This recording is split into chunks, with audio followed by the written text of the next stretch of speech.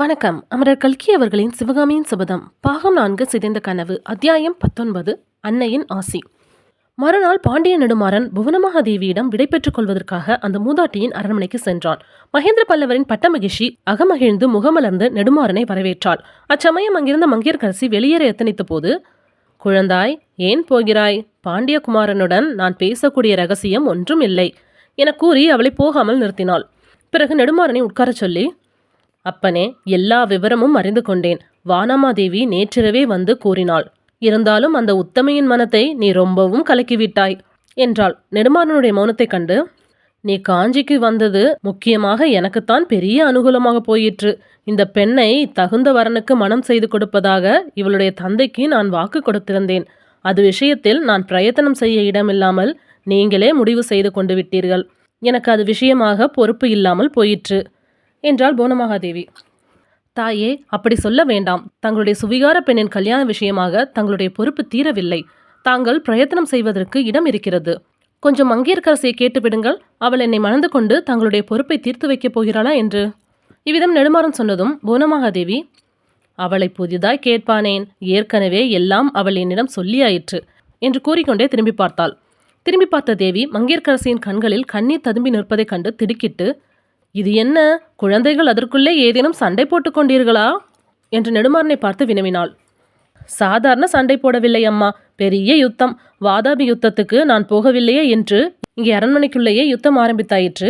இவ்வளவு தூரம் என்னை பைத்தியம் பிடிக்க அடித்துவிட்டு என் சொந்த தமக்கையே எனக்கு விஷம் கொடுத்து கொள்ள நினைக்கும் வரையில் கொண்டு விட்டுவிட்டு இப்போது என்னை மணந்து கொள்ள மாட்டேன் என்று சொல்லுகிறாள். இதன் நியாயத்தை நீங்களே கேளுங்கள் என்றான் நெடுமாறன். புவனமகாதேவி மங்கையர்க்கரசியை பார்த்தாள். ஏதோ அனாவசியமான தடையை இவர்களே ஏற்படுத்தி கொண்டார்கள் என்று தெரிந்து கொண்டாள். குழந்தாய், பாண்டியகுமாரன் சொல்வது வாஸ்தவமா? உன்னை தேடி வந்திருக்கும் மகத்தான பாக்கியத்தை நீயே வேண்டாம் என்று மறுதளிக்கிறாயா என்று கேட்டாள். மங்கையர்க்கரசி விம்மிக்கொண்டே வந்து அவள் பாதத்தில் நமஸ்கரித்து, அம்மா, இவருக்கு நான் என் உள்ளத்தை பறிகொடுத்து இவரை என் பதியாக வதித்த போது இவர் சமணர் என்பது எனக்கு தெரியாது என்று சொல்லி மேலே பேச முடியாமல் தேம்பினாள்.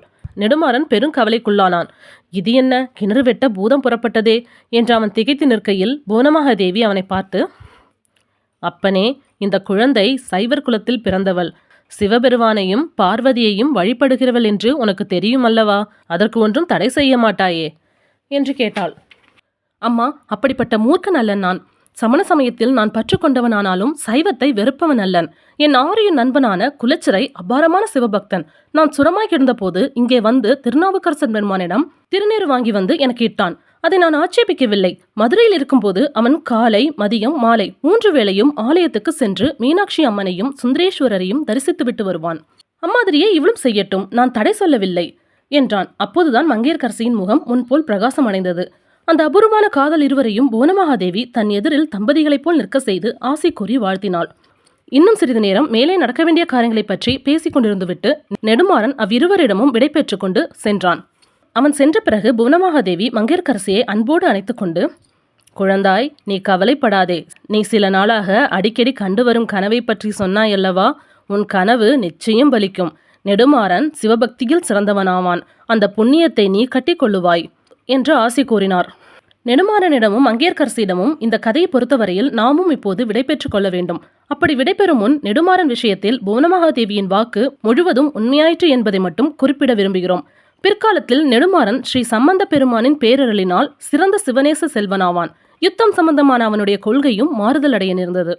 25 ஆண்டுகளுக்கு பிறகு வாதாபி புலிகேசியின் மகன் விக்ரமாதித்தன் தென்னாட்டின் மீது படையெடுத்து வந்து பாண்டிய நாட்டை அடைந்த போது நெல்வேலி போர்க்களத்தில் அவனை பாண்டியன் நெடுமாறன் முறியடித்து தமிழகத்தின் சரித்திரத்தில் அழியா புகழ் பெற்றான். ஹாய் ஃப்ரெண்ட்ஸ், உங்களுக்கு எனக்கு கதை பிடிச்சா லைக் பண்ணுங்கள், ஷேர் பண்ணுங்கள், மறக்காமல் சப்ஸ்கிரைப் பண்ணுங்கள். தேங்க்யூ.